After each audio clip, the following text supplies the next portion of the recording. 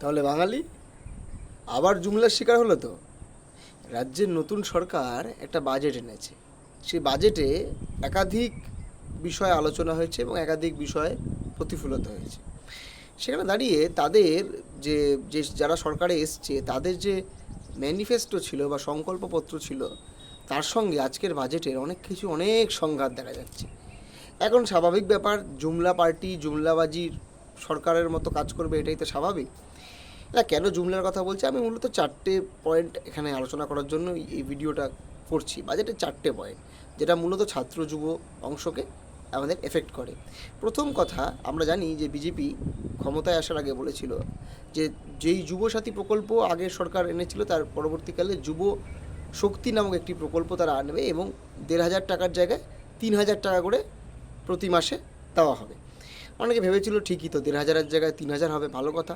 এবং তখন তারা বলেছিল যে সবার ক্ষেত্রে সমস্ত বেকারদেরকে দেওয়া হবে যারা মাধ্যমিক পাশ করবে।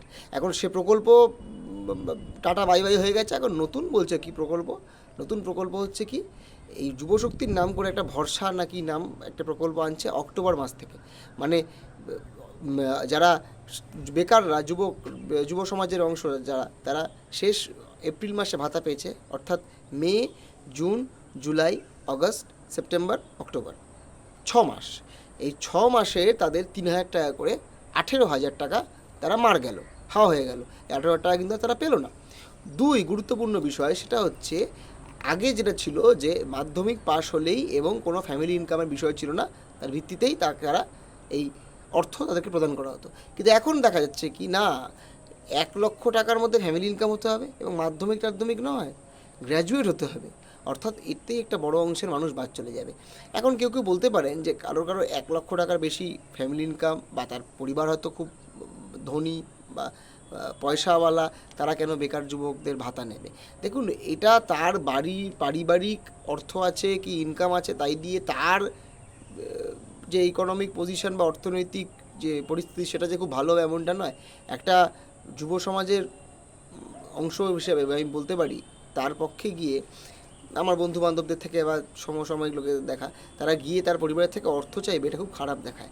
সে জায়গা থেকে সরকার যে কথাটা বলেছিল তারা নাকি সবাইকে দেবে, তাহলে এখান থেকে ঢপবাজি নাম্বার 1। তারপরে আমরা কি দেখলাম, SBMCM স্কলারশিপ, গবেষণারত ছাত্র 6 মাস ধরে তাদের স্কলারশিপ আটকে। এই নিয়ে টু শব্দ হয়নি আজকে বাজেটের মধ্যে, কোনো টু শব্দ উচ্চারিত হয়নি। মানে অর্থ বাড়া তো দূরের কথা, যে টাকা আটকে আছে সে টাকাও প্রদান কবে করা হবে এই নিয়ে কোনো কথা হয়নি।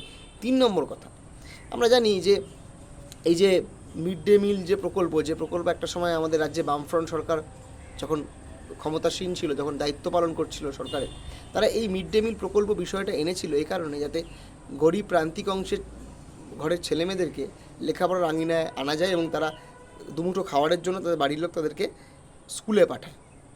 এখন এই মিড ডে মিল প্রকল্প নিয়ে তৃণমূল সরকারের একটা ব্যাপক দুর্নীতি হয়েছে, এটা ঠিক কথা, এই নিয়ে কোনো অস্বীকার করার জায়গা নেই।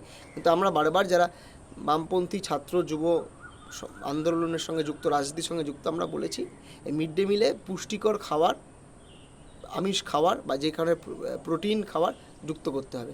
আর এরা কী করলো, ইসকন নামক একটি সংস্থা, যা পৃথিবী বিশ্বজুড়ে তাদের একটা অন্য পরিচয় আছে, সেই সংস্থাকে দিয়ে মিড ডে মিলের খাবারের টেন্ডার নাকি কি ড্রিল রান হবে নাকি, মানে দেখা হবে, প্রাথমিকভাবে দেখা চেষ্টা হবে যে তারা কেমন পারফর্ম করে।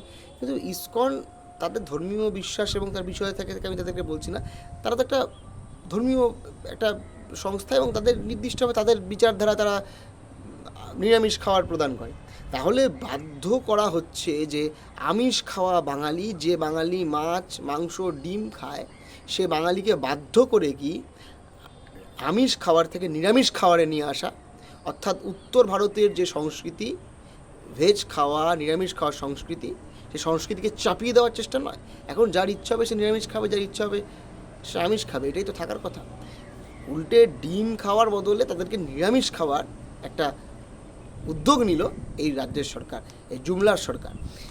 4 নম্বর কথা, গুরুত্বপূর্ণ কথা, আমরা জানি আমাদের রাজ্যের মুখ্যমন্ত্রী প্রাক্তন তৃণমূলের নেতা, একসময়কার বিরোধী দলনেতা এবং তৃণমূলের মন্ত্রী, তিনি বিরোধী দলনেতা থাকাকালীন, বিজেপি বিরোধী দলনেতা থাকাকালীন একটা বারবার বলতেন যে কি, যে তারা যদি সরকারে আসে, বিজেপি যদি সরকারে আসে, তাহলে নাকি পেট্রোল, ডিজেল, রান্নার গ্যাস, ইলেকট্রিকের দাম কমে যাবে। তার কারণ রাজ্যের যে সরকার রয়েছে সে সরকার নাকি মানে স্টেটের যে ট্যাক্স, সেই ট্যাক্স হিসাবে 295 টাকা সিলিন্ডারে, 37 টাকা পেট্রোলে, 30 টাকা ডিজেলে নেয়।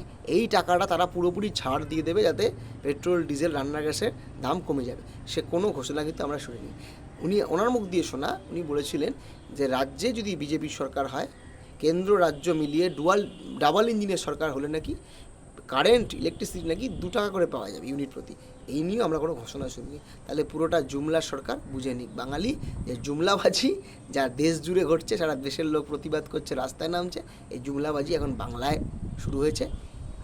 এবার বাঙালি বুঝুক, সিদ্ধান্ত নিক যে জুমলার পক্ষে থাকবে না অন্য কিছু করবে।